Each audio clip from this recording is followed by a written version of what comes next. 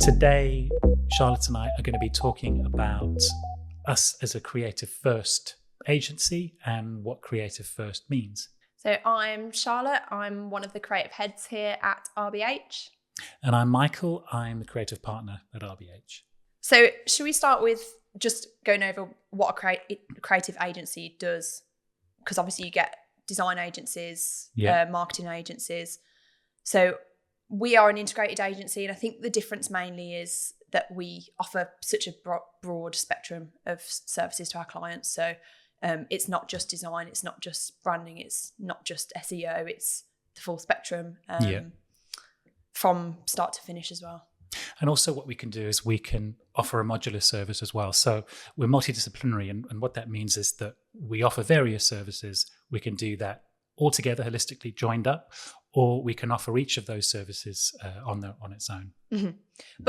And at the end of the day, all it comes down to is solving business problems for clients. So regardless of what those problems are, we have a solution to it. And at RBH, we position ourselves as having a creative first solution to it. So that's from the way we interrogate the brief all the way to how we then deliver the solution to the brief. Yeah.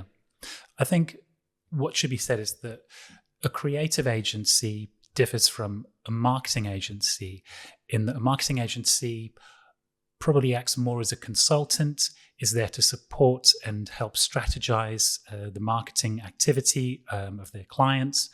What I think a creative agency does, you're right, it's there to solve business problems, but obviously it does it in a creative way, which means that it solves business problems in a compelling and imaginative way.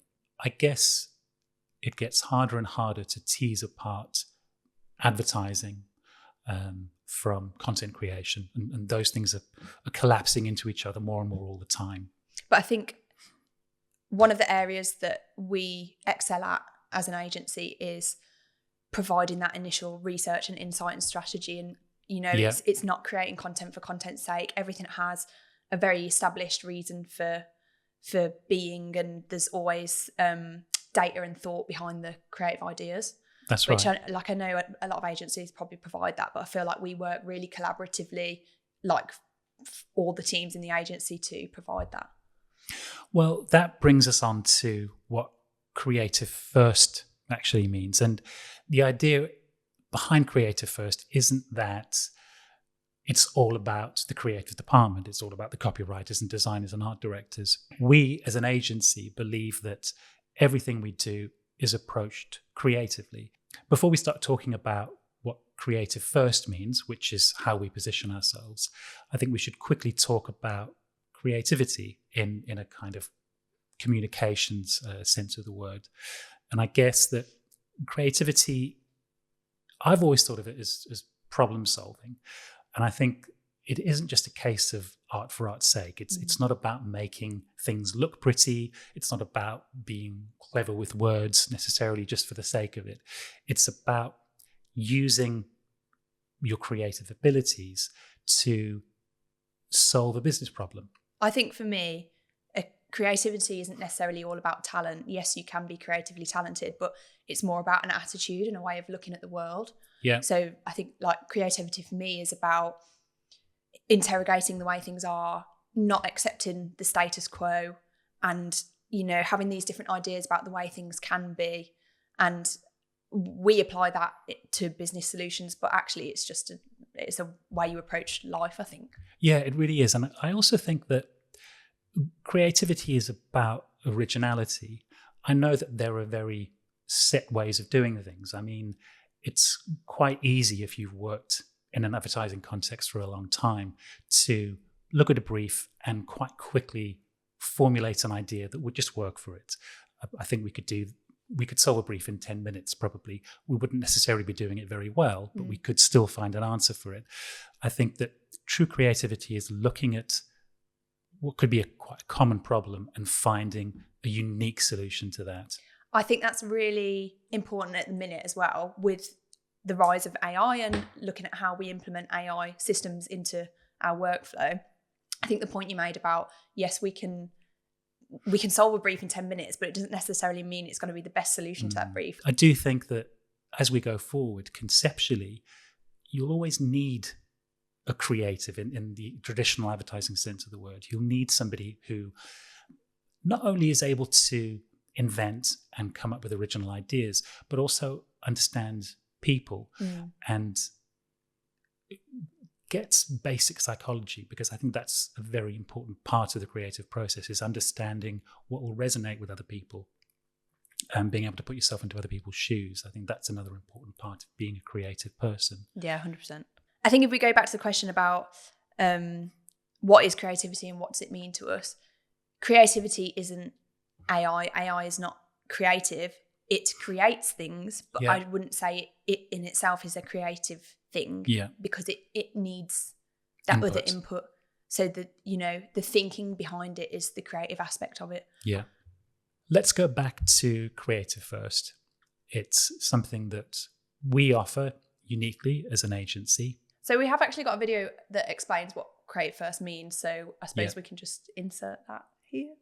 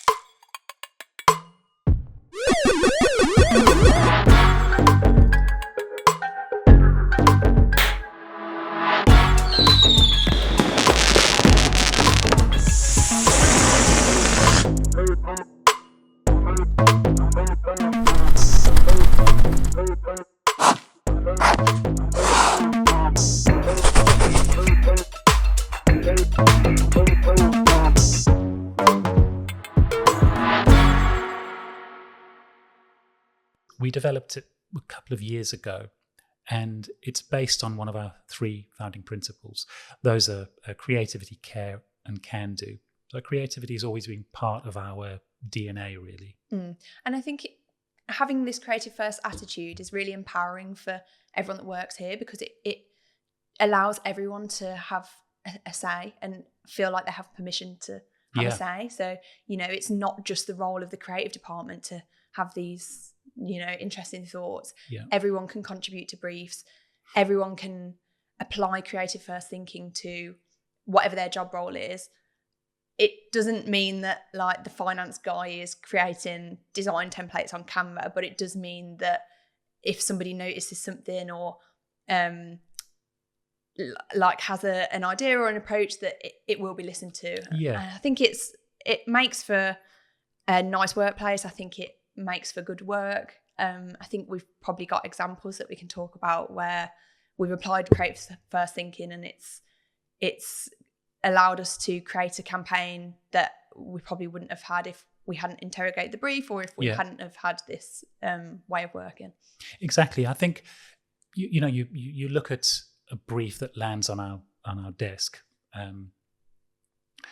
We could either just accept that as containing the business problem that needs answering, or we can interrogate it and we can say, well, is this actually the business problem? We can take a step back and look at things more holistically. And I think that approach is creative in itself, because rather than just accepting things, we're looking more deeply into them and thinking more closely about them as well. And that obviously is something that is going to happen at the very beginning of the process. So that's before it's even got through to the creative department. People are starting to think creatively about the problem at hand. Yeah, which is helpful when it gets into us, because it eases our workload as well. Yeah, it's been thought about, and we have the right tools that we need to solve the brief. Yeah. Shall we have a look at some of the examples that we've got of this creative first thinking? So we've got examples from other people and case studies that we look at for inspiration, and then we've also got examples of our own work that we think applies this creative first thinking. I was really struck. You actually sent me, I think it won a Black Pencil at D&AD a few weeks ago, a music video, ASAP Rocky music video. Yeah. And I've never seen anything like that before. And it's the most excited I've been about something for a long time. I keep watching it. I just think it's fascinating. Yeah. It feels so of the moment. It feels so different to anything I've seen before. I kind of don't know where it came from, and yet I can see what its influences are. I can see where the thinking would have started, the concept, but it was like nothing I've seen, and I love that, and I think that's what makes me excited about creative work. And I think that's a good example of a creative first piece of work. There was a music video that won at D&AD a few years ago as well that I thought was amazing, and it was a really good example of creative first thinking as well, because the video didn't go as planned. It was for Young Thug, and Young Thug didn't arrive at the shoot, so the director had to very, very quickly come up with another solution, which was to acknowledge, using supers, that Young Thug didn't arrive at the shoot. And in doing that, he made it even better than it probably would have been originally. It was a very different way of approaching a music video, and I'd never seen anything like that before. Yeah, it's doing the best with the tools and the situation that's in front of you, but applying that like creative first thinking to those situations, rather than just going, this is a disaster, everyone go home, we can't do anything. It's going, okay, we got to make the best of this situation and making it better in the process. Yeah. We should probably also talk about creative first approaches in an advertising context. Something that I've always loved, it's a very old piece of work, is the Diamond Shreddies campaign that came out in Canada. It's probably 15 or 20 years old now. It was by Ogilvy, I think. Shreddies at that time weren't doing very well. They were losing market share. There was a lot of competition in the category. And a creative at their agency came up with this ridiculous idea that Shreddies had invented Diamond Shreddies. And all that meant was that they'd taken a normal Shreddy and turned it on its side. So what they did was they changed all their packaging, rebranded the product as Diamond Shreddies, and also did focus groups that became their TV ads.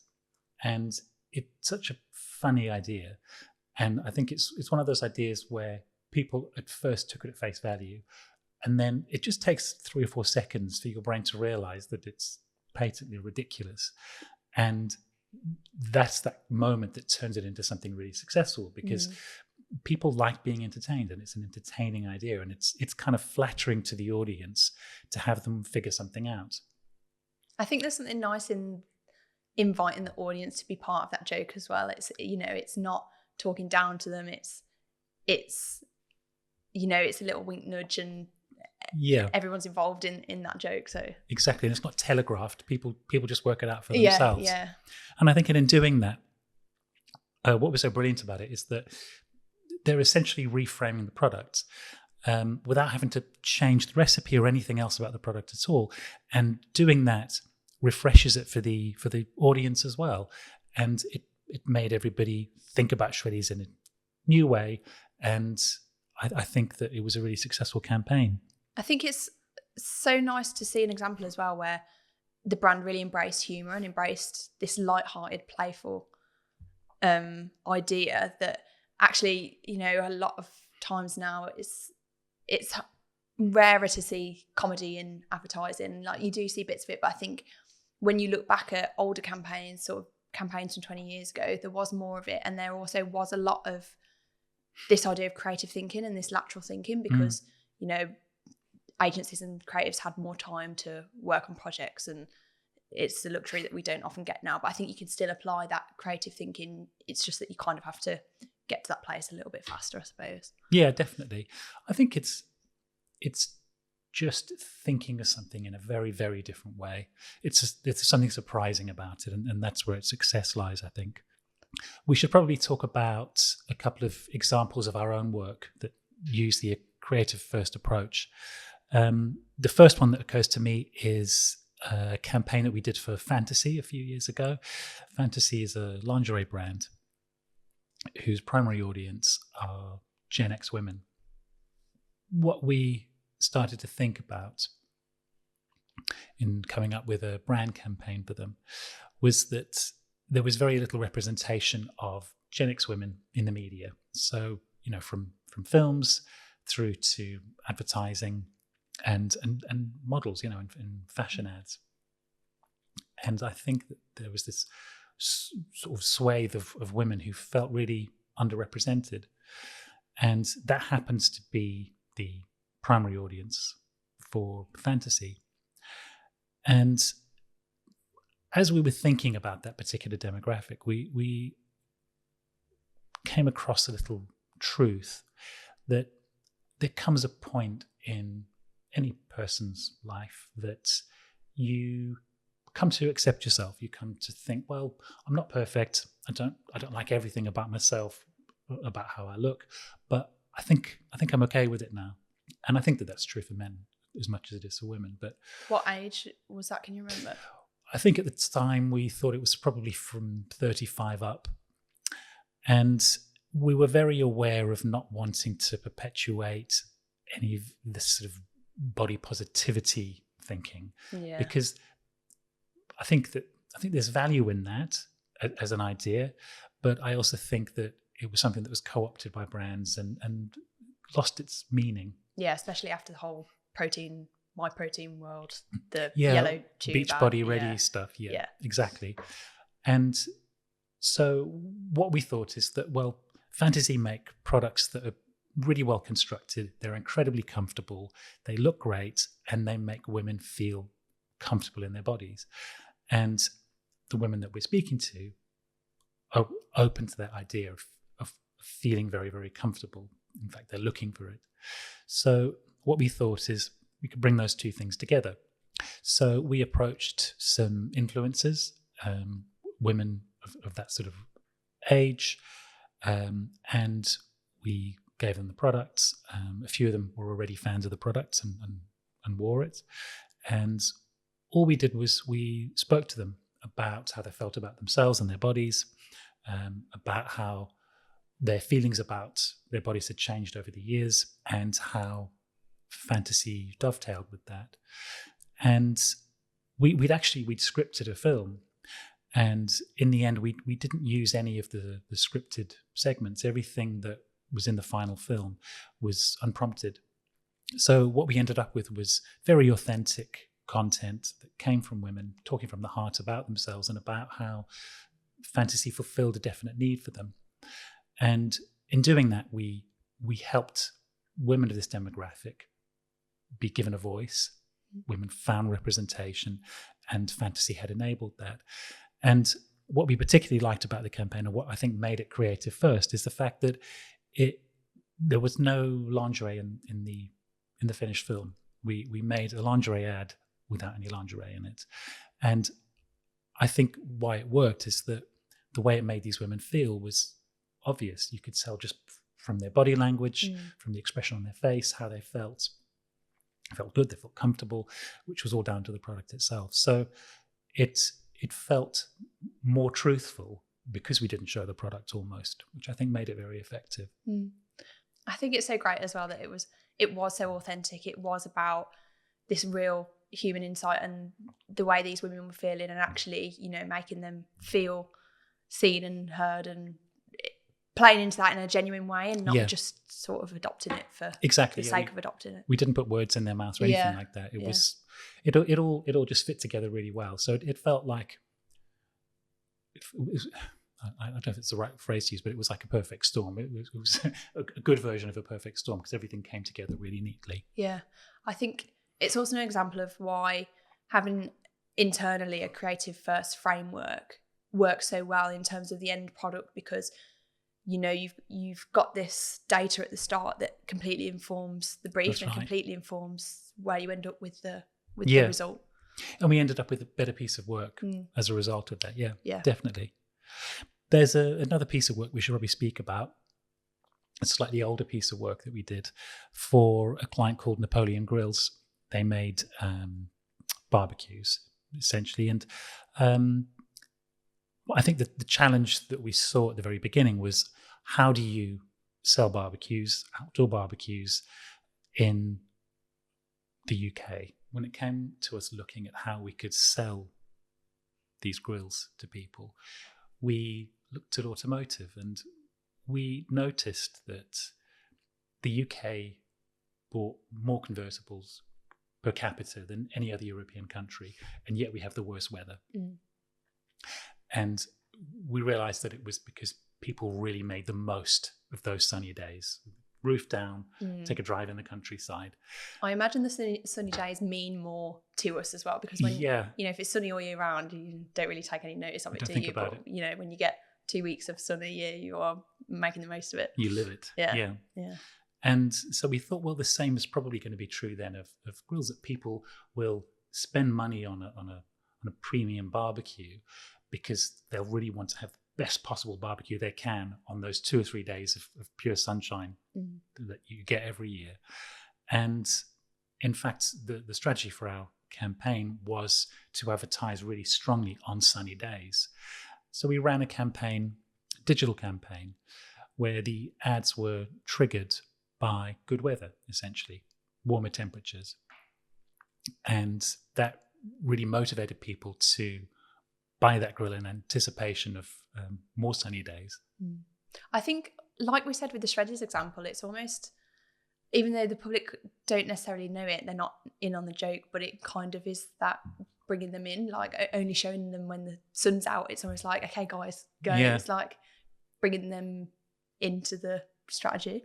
Yeah, and I think what it's also doing is it's responding to context as well. So it's not just you walk past a 48 sheet or you open a magazine and there's an ad in there or something, but on a hot day when you're thinking about that kind of thing, about having a barbecue or a swim or driving around with the top down, we feed those ads to you and you see them. So it's contextually relevant, and I think that's one of the joys of digital, is that you can respond to things like that. You can respond on a minute by minute basis, which I think makes a much more exciting, much more captivating communications. Yeah, and much more cost effective, surely. Yeah, you're right. Yeah. Thanks for watching, and make sure, if you've liked what you've seen and heard today, that you subscribe. And share with a friend, and follow us on Spotify, please.